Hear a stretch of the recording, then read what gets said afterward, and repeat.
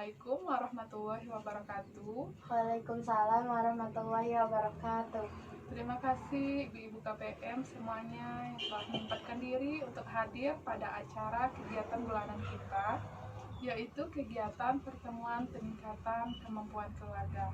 Saya ucapkan terima kasih sebesar-besarnya dan saya bahagia sekali dapat menatap atau bertatap muka bersama ibu-ibu seperti biasanya.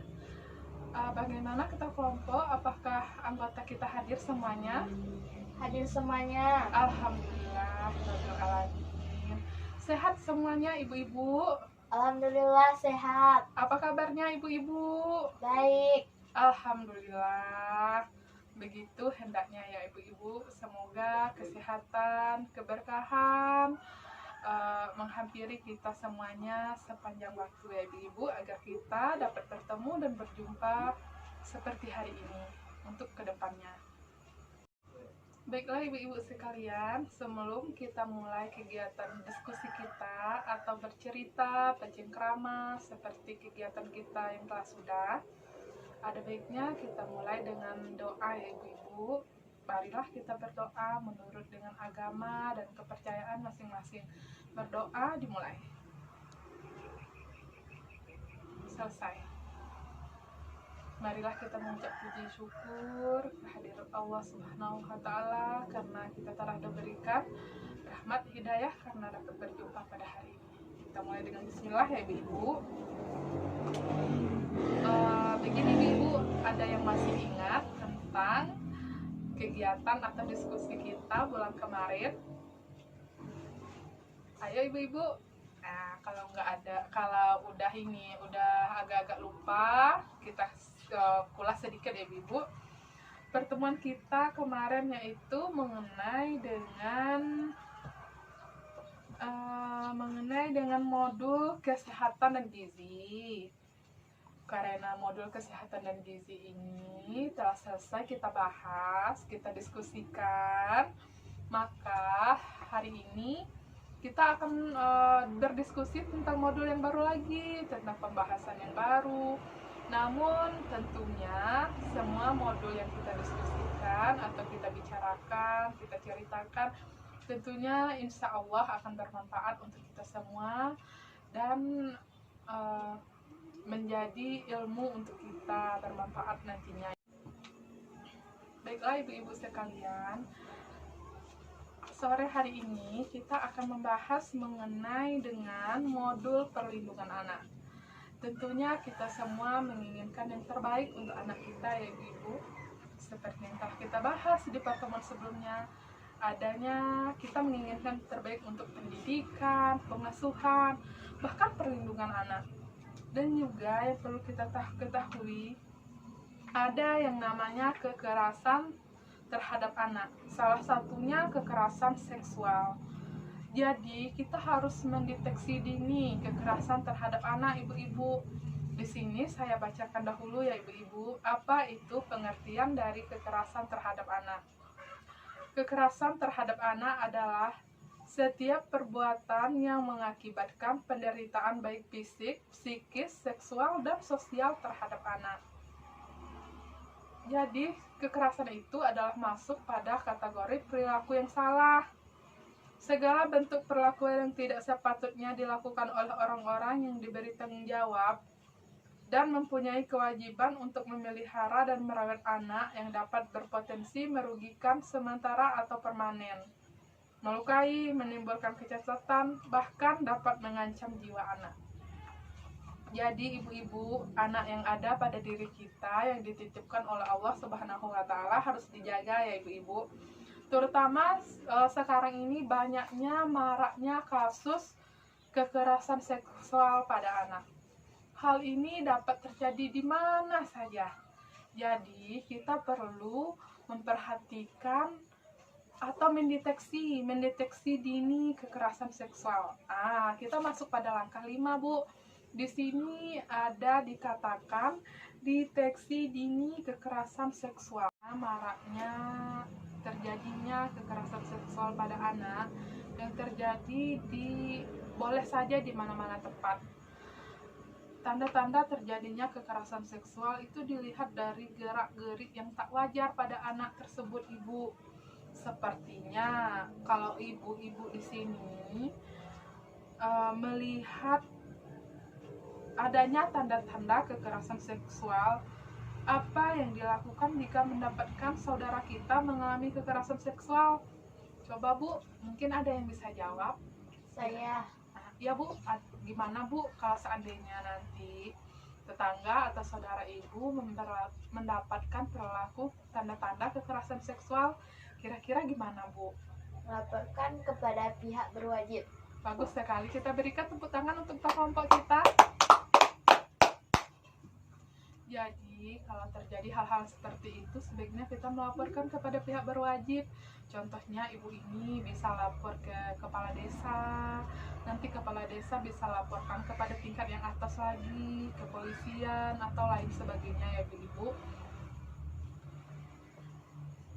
Di sini ibu-ibu, tanda-tanda kekerasan seksual yaitu kedua bahu terangkat sehingga menutupi leher. Ini gerakan refleks seseorang yang melindungi tubuhnya. Jadi gerakan bahunya terangkat gitu Bu, rasa takut mungkin ya karena trauma dengan kejadian yang pernah menimpanya, khususnya kekerasan seksual tersebut ibu-ibu. Kepala tertunduk ke dalam, kedua tangan dan kaki menyimpul erat, lutut bertekuk ke dalam, tubuh menekuk, mata berkedap-kedip, wajah pusat besi, dan lain sebagainya. Jadi apabila ibu melihat tanda-tanda seperti itu pada anak-anak ibu, maka segera tanyakan pada anak ibu, pujuk, tanyakan agar mereka bisa menjelaskan apa yang terjadi dan kita boleh melakukan tindakan pelaporan kepada pihak yang berwajib ya ibu-ibu. Jadi itulah gunanya keakraban, keterbukaan, rasa kasih sayang yang tumbuh antara orang tua dan anak, sehingga ada kejujuran antara anak dan juga orang tua. Perhatikan kepada anak-anak kita, keluarga kita, saudara kita, apabila terjadi atau nampak tanda-tanda terjadinya kekerasan seksual, dilihat dari segi gejala fisik seperti sakit jika memakai celana dalam dan mengeluh saat buang air besar maupun buang air kecil, cedera pada bawah dada, bokong, perut bagian bawah, paha, sakit alat kelamin, dan juga dubur. Selanjutnya, memar di bagian tubuh atau gigi, cedera atau tanggal pada saat pelaku menyergap dan memaksa korban merapat di dinding dan korban melawan. Nah, ini salah satu penelitian ya ibu-ibu. Terus, rasa panas dan nyeri di area genitalial dan terasa sakit jika disentuh. Ada lagi nih, cara jalan yang tak wajar, agak mengangkang. Biasanya anak ibu jalan kan bagus saja kan, lurus, enak dilihat. Kalau ini cara jalannya udah tak wajar, agak mengangkang, perlu kita pertanyakan, kita telusuri, kita tanya.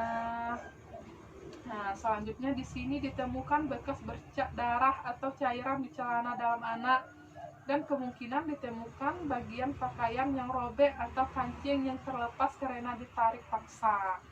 Itu juga salah satu dari gejala fisik yang nampak ya ibu-ibu.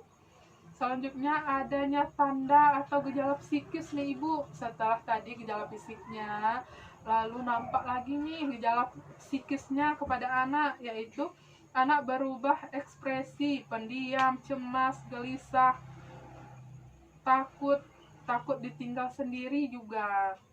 Terus menunjukkan keluhan-keluhan fisik yang tidak dapat dijelaskan penyebabnya, seperti pusing, sakit perut, masalah makan, sulit tidur, mimpi buruk, mengigau, sulit berkonsentrasi, sulit belajar, tidak mampu menyelesaikan tugas, perilaku kemunduran, mengisap ibu jari, tidak mau berbicara atau ngobrol. Jadi itu adalah tanda-tanda terjadinya kekerasan seksual. Oleh sebab itu Bu, seperti yang telah kita diskusikan pada modul 1, perlu adanya perlindungan, kasih sayang, kerjasama ibu, anak, ayah, keterbukaan di dalam keluarga, agar nantinya apapun yang terjadi pada anak kita, kita dapat mendeteksi sejak dini. Jadi oleh sebab itu marilah kita jaga anak-anak kita secara baik agar tidak terjadi hal-hal yang tidak kita inginkan. Untuk menghindari itu semua, ada baiknya kita berhati-hati dalam menjaga anak kita. Jadi ada beberapa hal yang praktis nih ibu-ibu agar anak kita terhindar dari kekerasan seksual. Contohnya, ajarkan anak kita mengenal bagian tubuh sensitif, mulut, leher, dada, daerah selangkangan, dan pantat.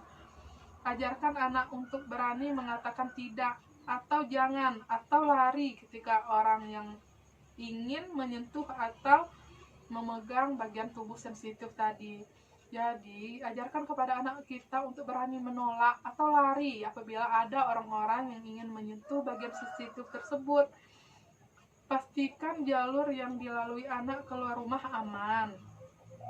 Dan selanjutnya, pastikan anak selalu dalam pengawasan orang tua, termasuk dalam kegiatan online atau internet, agar anak-anak kita tidak melakukan hal-hal yang di luar kita inginkan. Seperti kalau anak kita sedang bermain internet, tentunya kita harus mengawasi apa saja yang mereka lihat, apa saja yang mereka browsing, searching, agar terhindar dari hal-hal yang tidak kita inginkan.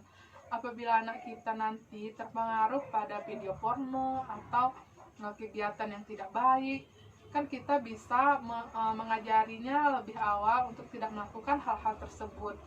Selanjutnya, pastikan anak kita bersama orang yang kita kenal dan dipercaya. Ajarkan anak untuk tidak menerima pemberian apapun dari orang yang tidak dikenal. Dan selanjutnya, berikan kontak yang bisa dihubungi dalam situasi apapun. Dengar cerita anak dan kejadian-kejadian apapun.